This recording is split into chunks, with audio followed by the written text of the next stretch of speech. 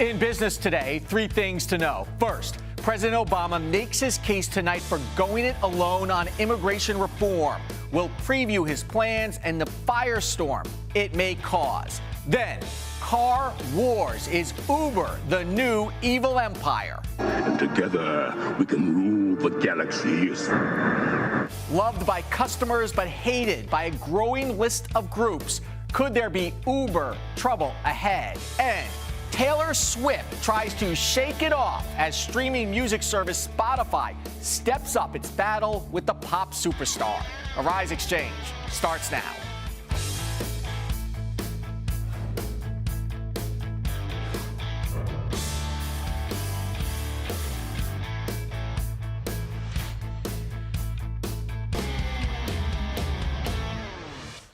Hello, everyone. I'm Andrew Schmertz. President Obama's solo act on immigration reform debuts tonight. Mr. Obama will address the nation to lay out his plans for executive action that could clear the way for hundreds of thousands of currently illegal immigrants to stay in the U.S. legally. Republicans say any unilateral move by the president would be unconstitutional, and they plan to fight it. Joining us now is our senior Washington, D.C. correspondent, Colin Campbell. Colin, why don't you preview for us what the president is expected to say?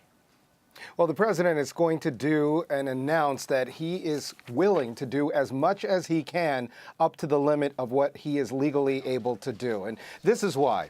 There are Republicans who are saying that they will take the president to court or they will try to shut down his plan of using executive action on immigration, which would shield anywhere between 4 to 5 million undocumented immigrants from being deported. Now, the president has said this is an issue that is long overdue to be taken care of. If we remember, the president was going to talk about this and sign an executive order even before the midterm elections. He's postponed that, and now the call for him to do something has become even greater. So he is going to announce executive action on immigration, essentially forcing Republicans' hand to do something soon, to come up with their own plan, because this is really only a temporary plan until something more substantive is put in place by Congress. Now, the political implications here are this. If the president shows that he is making a stand on immigration, which includes not only Latinos, and Asians and other people from the Caribbean and around the world as well, it'll show that Democrats themselves are taking this issue seriously, and that Republicans aren't taking it as seriously. And so this could spell implications for the 2016 election. Okay, Colin Campbell in Washington, D.C., thank you. And Arise News will have live coverage of the president's speech beginning at 8 p.m. Eastern tonight. That's 0100 GMT. Some decent economic numbers helped return Wall Street into the green on Thursday. Let's take a look at the final numbers. The Dow finished in record territory, up 40 points to 17,687. The S&P 500 up 4 and change, records for both those indices. NASDAQ up 26.16 to 47.01. Some of the top stocks we're watching today. Gap reporting third quarter earnings per share of 80 cents. Gap's quarterly revenue coming in slightly below estimates as comparable sales fell year over year. Gap did close up 60 cents. GameStop reporting that it missed expectations after significant one-time charges. EPS of 57 cents, 3 cents below consensus estimates. GameStop, though, up better than a quarter to 43.87. And Best Buy reported quarterly profit above forecasts after cuts in management and staffing. Third quarter EPS of 32 cents was 7 cents better than expected. Best Buy closing up 2.48. Some commodities news right now, up 60 cents for gold, and oil up $1 to 75.58. Some economic news, a couple of pieces of key data. Existing home sales hit 5.25 million in October. That's up 1.5% and better than forecasted. And weekly jobless claims fell to 291,000, a little less than expected, but still trending in the right direction. For more now on the markets and the economy, we welcome Susan Fulton from FBB Capital Partners. Welcome to Airse Xchange, Susan. Thank you for joining us. Thank you. All right, so the consumer price index relatively flat for September. We had a little bit of a pop of the producer price index. Any inflation out there at all, and is this starting to concern the Federal Reserve? Well, I think the Federal Reserve is beginning to be concerned, and I say that because they're saying that. You know, we're watching a world where we're watching a fear of deflation in Europe. We're watching it in Japan. In fact, we have it happening in Japan. And it's a scare for us. I mean, we're an older population. We are not spending as much as we used to. We're saving more. I think the Fed's got a really rough road to hoe over the next year and a half or two. Yeah, let's talk about deflation. What does deflation in the United States look like if we start to hit it? Well, I think that what you'll begin to see is people buying less. I mean, we are a consumer culture. You know, we do have a strong strength in information, but we basically are a consumer culture. And when people stop buying, that's called deflation. And 2/3 of our economy or so are based on consumer spending. Precisely. And so if people stop buying, then people stop hiring. That's right. And then there's no wage increase either. People don't get paid more. You know, the Fed has a lot of tools in its kit when it comes to fighting inflation, as we know. Yeah. But from what I understand, it doesn't have a lot that it could do about deflation. Is that correct? Nada. And we saw that in Japan, for example, when they had about a decade or so of the sort of lost Japanese economy. They've had more than a decade. They've had probably 30 years now. So, so now if the Fed is really starting to concern itself with deflation and the Fed can't do much, what does the economy do in essence? What do we all do to try to make sure that doesn't happen? Well, from my perspective, it's now up to the legislature. Okay. To Congress to create infrastructure building, to make jobs, just like Roosevelt did. To ramp up demand. To ramp up demand, and there's not going to be demand from consumers until there's some systemic, driven demand created by the federal government. I mean, the Federal Reserve has done a brilliant job, but they can't fight deflation. The only people that can fight deflation is Congress. And Congress does that by creating projects. Precisely, by building bridges, but you don't by building roads. But I get the impression that this coming in Congress is not going to have the appetite to do that. Well, it's going to be an interesting dilemma. I mean, they do want to get reelected. That's true. but philosophically, the Republicans haven't been exactly. And in reality, our deficit is way down. Mm-hmm. We are no longer, I mean, we have many nations with higher deficits than we do. The question is what pain point because Congress does react if they see their constituency want something bad enough. You know, when you look at unemployment, however, it seems to be trending in the right direction. Wouldn't it suggest that more people working, that they will start spending more money? Well, there are two things I think are helpful. One is that we do have a commodity glut. So gas is cheaper than it was. Heating oil is going to be cheaper than it was. So people are going to be able to buy more with the dollars they have. But being hired and being paid a living wage are two different things in the United States today. Mm-hmm. We have a lot of people being hired, or a lot more people being hired than we did. But you have McDonald's coming out. They're part-time jobs. You have McDonald's coming out with a financial jobs. plan for their employees that says that the way they can make it is to have another job. Mm-hmm. Okay. Susan Fulton from Washington, D.C. with FBB Capital Partners. Thank you so much. Mm-hmm. Coming up, Uber Boober. Missteps by the on-demand limo service are putting the company on a road it may not like. And later, it's not sci-fi anymore, how bionic eyes are returning sight to the blind. You're watching Airse Xchange. Stay with us.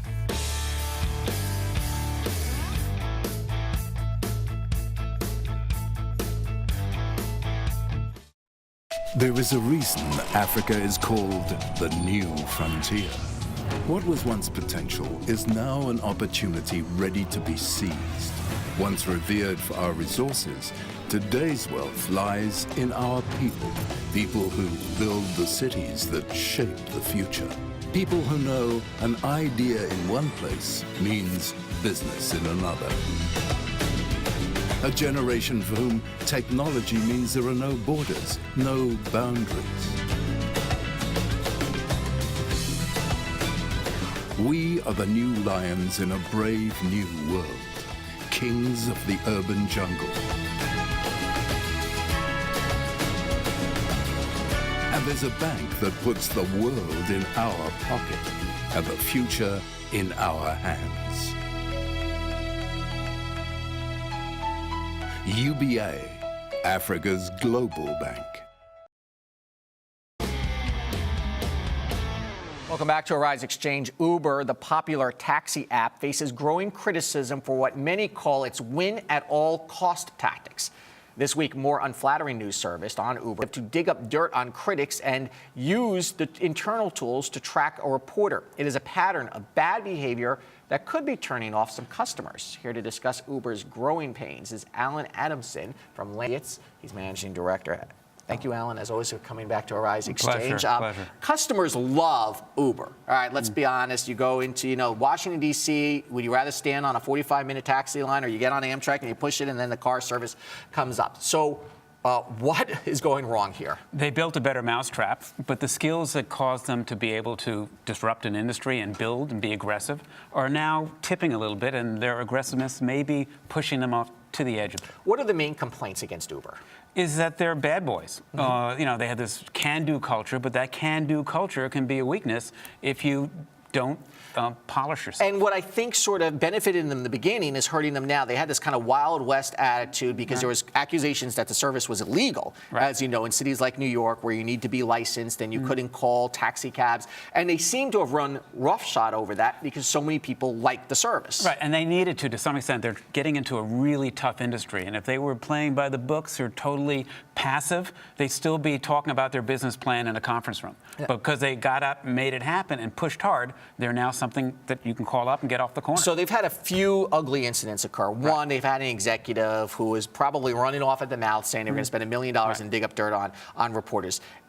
There is nothing worse. The pen is mightier than the sword. You start to upset the media elite, and they start to go after you. But they've had also some issues with drivers, of course, and some questions about pay. They've had some issues about how they vet the drivers because there's been some assault, issues that have occurred.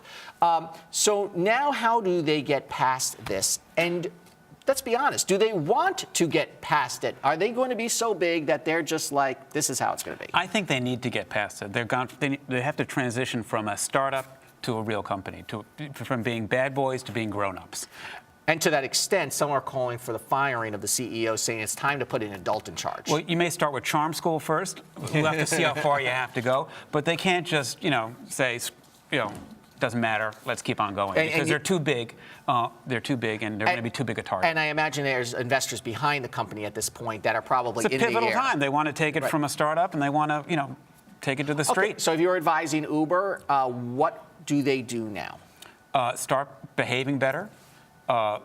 Think twice before speaking, and get some basic training, and go to some pros to help them better manage the media. It's an interesting situation because while their app is so ubiquitous at this point and so many people use it, the barrier to entry is now lower because of what they did, isn't it, for somebody else to move in? Yes and no. There's still a one-horse race in many markets, and they've got enough of a lead that it will still be hard for somebody to say, hey, I have an Uber 2 app, try me. But if they continue to behave badly, millennials who love this are the first to say, yeah, I don't like what they stand for. Oh, that's interesting. So millennials who are using the service right now are the ones who quickly turn against it. And do you think that Uber is getting that as quickly as they came up, they could get knocked down? Not yet. Really, because it's a tough business to get into still, and they've got the infrastructure, and they've got a nice lead. They just can't get derailed. So if they go on the charm offensive, do they start saying, okay, here's our new policies on this, here's our new policies on that, we're going to do a better job? Yeah, you can't. And this could go away pretty quickly, can it? Yeah, it's not about positioning and smoke and mirrors. They've got to get to the core and train their people how to behave better, how to follow the rules, how to play inside the chalk line. Okay, Alan, always interesting. Thank you. Always a pleasure, Andrew. Okay. Time for our business ticker. Stories making headlines across the nation and the world. Hackers may be spying on you and your family through webcams. A Russian-based website has been streaming thousands of feeds of live video footage from inside homes and businesses around the world. The footage has been accessed by hacking into personal webcams, security camera systems, and even baby monitors using weak or default passwords. The website claims its motives is to highlight poor cyber security.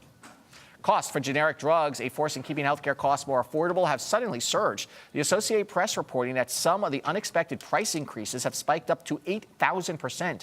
leading Washington lawmakers to investigate. Members of the Senate met today to scrutinize the price trend among generic medicines, which typically cost 30 to 80% less than the original branded drugs. And speaking of medicine, obesity isn't just a major health issue, but an economic and business challenge as well. That according to a new report by the McKinsey Global Institute. They found that the cost of obesity has risen to $2 trillion annually worldwide, nearly as much as the cost of smoking or armed conflict, and greater than both alcoholism and climate change.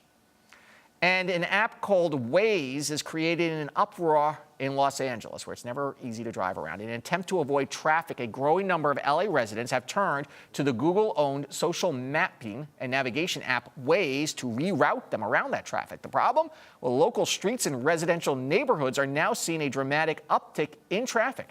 Outraged residents say they are having a difficult time getting to and from their own homes, and they say it's created for a less safe environment for kids. A new medical breakthrough on the market is being credited with restoring vision to patients suffering from total blindness, and it's generating lots of buzz, according to The Nation. It's called the Bionic Eye, developed by a company called Second Sight, that's partially restoring vision using robotics and implants. Larry Hester is a patient who has received his life-changing surgery in September. He is joined by Dr. Robert Greenberg, who is CEO of Second Sight. Gentlemen, both welcome to Airse Xchange, and thank you so much. Doctor, let's begin with you. Is this a bionic eye? You know, we think back to the 60s and, of course, the Bionic Man. What does this do?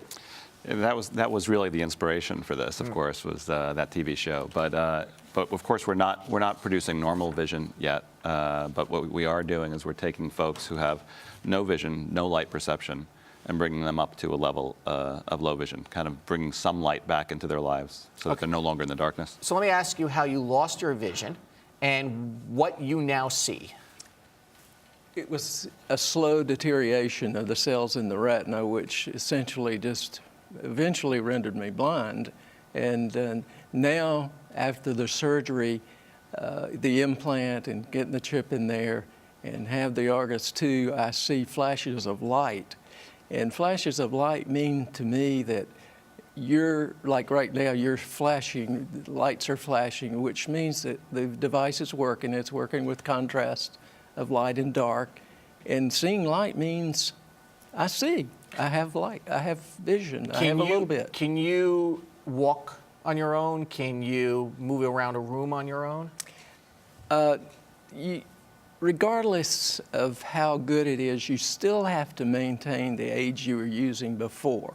But through the occupational therapy that I'm experiencing at Duke Eye Center in Durham, I'm learning how to interpret these light flashes, which will, in some cases, elongate the flash, which means there's a doorway. And so you learn that the long flashes mean there's something like a doorway there. So, yes, it does.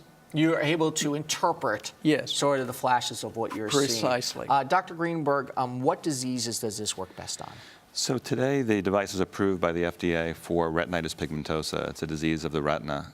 And in Europe, it's approved for all outer retinal degenerations, so diseases that affect the retina. We're working on a version. Is that something like macular degeneration? Correct. Okay, which is one of the leading causes of blindness, I think, in the country. It is, and we actually just got approval from the UK government to begin a clinical trial in macular degeneration. So we're going to be implanting patients with AMD, which is another word for macular degeneration, very shortly. And we're working on a version of the device that will actually bypass the optic nerve. So in Larry's case, the device is actually implanted in his eye, but we're working on a version that will actually be implanted in the visual part of the brain, bypassing the optic nerve, that we hope will treat all forms of blindness. You know, in one way you can compare this to a colloquial implant, I guess, that sort of cures deafness. Of course, that is far ahead. Where, is this in the process, do you think, to getting people to be able to see again? It's a great analogy, because actually our founder, Alfred Mann, he created a company, Advanced Bionics, that's the only U.S. manufacturer of cochlear implants. And so this really is a cochlear implant for the eye. The cochlear implants started in the 80s, and we're 10 to 15 years behind them. But just like the cochlear implants, which are upgradable through changing the externals, changing the device that you see that Larry's wearing, this is software upgradable, just like the operating system on your iPhone, and so it's very similar to a cochlear implant. So how many people can this potentially help each year? So today, there are about 1.5 million people with retinitis pigmentosa in the world today, and we, with this new version of the implant, hope to help 8 million patients who are legally blind from all causes that today have no therapy. Okay, you rang the bell yesterday, I understand, on the NASDAQ. Does that, as far as an investment standpoint, you're looking to raise more money? No, the IPO, we believe, actually brings us to several really important milestones. The macular degeneration trial that I mentioned, will have data from that in the middle of next year. And also, we believe that within a couple of years, we can be in patients with this cortical version of the device. And covered by insurance, does it cost about $180,000, the operation? It's about $145,000, yeah, about $145,000 for the implant itself, for the device itself, and a number of private insurers are covering the device, and a number of patients have gotten it covered by Medicare as well. Larry, let me ask you how this has changed your life, and how does it feel to sort of be on the cutting edge of something? You are, one of the early patients in an experiment where this product potentially is just going to get better. It is going to get better, and it has dramatically changed my life. It gives you just, well, I'd say a confidence about being able to have that little bit more of vision or sight, even though it's so incredibly basic. It gives you a sense of confidence, and it'll give me a little bit, just a teeny tiny bit more independence and mobility, and that's pretty significant. And seeing things you have not seen in decades. Oh, indeed. Okay. Larry, Hester, thank you so much. Dr. Robert Greenberg, keep us posted, please. Thank you. Thank you. Coming up, how one television anchor is our favorite person of the day. You're watching Airse Xchange.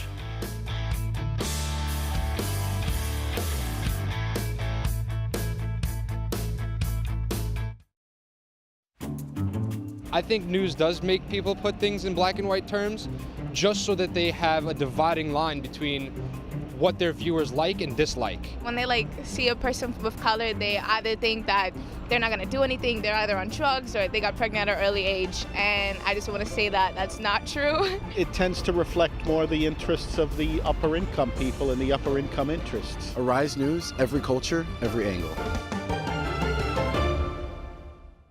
Apple unveiled new products today. Did it meet expectations? Apple stock is up 20%. The White House says it has proper measures to contain the spread of Ebola. This seems to be, in some ways, exploding. What are officials saying? We remain focused on working with our partners on the ground to stop the epidemic. Enhanced measures have been put in place in Africa and the United States. This is hitting home in a very real way, and I think, we need to be concerned. Hello and welcome to Arise America. I'm Debbie Turner-Bell.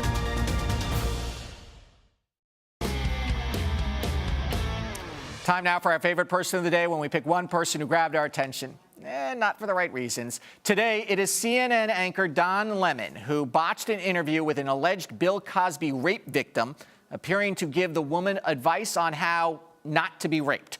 During an interview with Joan Tarshis, who came forward to say that Cosby sexually assaulted her, Lemon told her, quote, "I don't want to be crude here, but there are ways to not perform oral sex if you don't want to."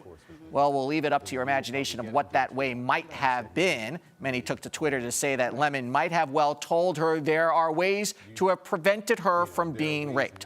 Cosby is being accused by several women who claim the comedian drugged and sexually assaulted them, leading NBC to cancel a proposed new Cosby show. As for Lemon, he has a history of saying rather dumb things. During the search for the missing Malaysian air jet, which presumably crashed into the Indian Ocean, Lemon asked a guest if it could have been sucked up by a giant black hole. After that comment, CNN executives reportedly told Lemon to not be so stupid. Anyway, we're all talking about Don Lemon, and when you are a host of a TV show, that is a positive thing, even if your comments make you our favorite person of the day. Coming up, will Taylor Swift get back together with Spotify? You're watching Airse Xchange.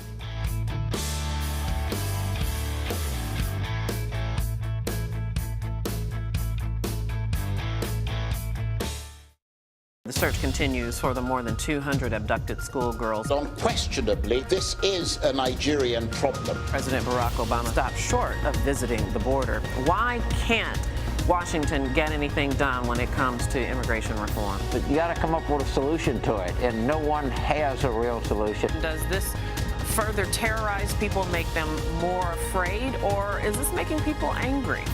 Hello and welcome to Arise America. I'm Debbie Turner Bell.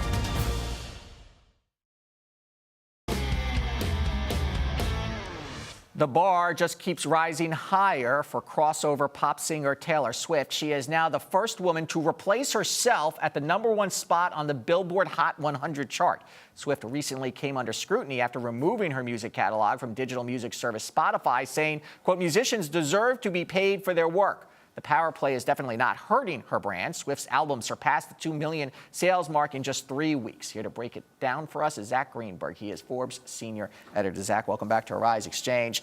Taylor Swift is a powerhouse. She controls her own business. What is this fight with Spotify about? Sure thing. Well, Taylor Swift recently put out her new album, 1989. It sold over 1 million copies its first week. It was the first platinum album of the year, amazingly enough. And then she went and pulled all of her music, including her back catalog, from Spotify. Now, a lot of people are talking about, is this, a big problem for Spotify? What does this mean for Taylor Swift? I think there are a lot of interesting things at play here, and it's a little bit more than meets the eye. Okay, so there are quite a few things. So she says Spotify does not pay artists enough. Is that true? Depends who you ask, really. and I think what it comes down to, yeah, sure, it's better than Napster. It's better than LimeWire. The artists are getting something from it. Is it better than radio play? Because in radio, it's the publishing that gets the music. Right, the recording artist does not get paid on radio play. It's the songwriter. So if you're both a songwriter and a singer, then you're great on radio. But if you don't write your own songs, then you're not. And Taylor Swift owns a piece of her own record label. Right. And which is up for sale. Right, indeed. And the other thing is that Spotify is owned in part by the major record labels. Taylor Swift is not on a major record label. So I think she has less incentive than most artists, or rather her label does, and her, by virtue of owning a piece of her own indie label, she has less of an incentive to want Spotify to do well. The music industry has always been a convoluted connection of all these various interests. So let's back up a moment. If you are a recording artist, how do you earn money today? Well, there's a number of different ways. I mean, if you want to earn money on your music, right? It's a matter of, are you going to go, are you going to sell your music on vinyl and CD? Like there are still people who like that. Are you going to do it on the streaming services? Are you going to do the iTunes downloads? We're going to need to define vinyl for a bunch of people. Oh, man. I'll tell you that. But most of the money is made on the road these days by big acts like Taylor Swift. I mean, that's the funny part. Right. It's really, they make the money performing, don't they? Right, and in a way, the new music is kind of a tool to get the crowds mobilized to come to those stadium shows. Okay, but streaming services have changed the whole entire formula. You no longer buy vinyl, certainly. You no longer even buy CDs, right? It is all about individual song sales, which in some ways makes it harder or easier for an artist because they don't have to kind of put all the other junky tracks on the CD. So how important then is it to resolve this issue with Spotify, because there's going to be others? Yeah, I mean, it's definitely important. And, I think what it comes down to, people don't really realize it, Spotify does not pay the artist directly in most cases. They pay the label pays the artist. And so a lot of these kind of not so great deals and these not so great payments that are coming out of Spotify and streaming in general has to do more with the splits agreed upon between the artist and the major record labels. That's going to have to change, because I think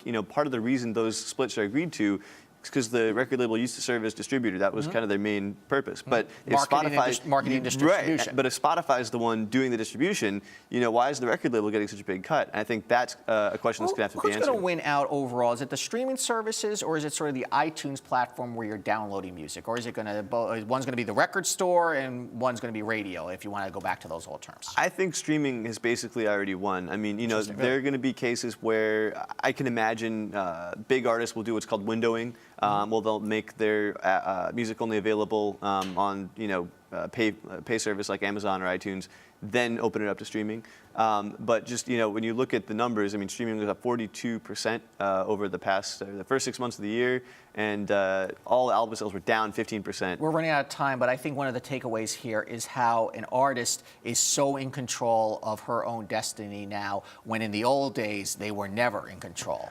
it's a really change in paradigm. Well, I'd say particularly if you're Taylor Swift and you've got that kind of power. Zach, as always, thank you. Thank you. Coming up tomorrow on the Airse Xchange, we'll break down the president's big speech on immigration and the overall implications on the economy. Let's take a look at the markets. It was a record day again for the Dow and S&P 500, both up, and the NASDAQ in the green as well. I'm Andrew Schmertz. Thanks for watching Airse Xchange. We will see you here tomorrow.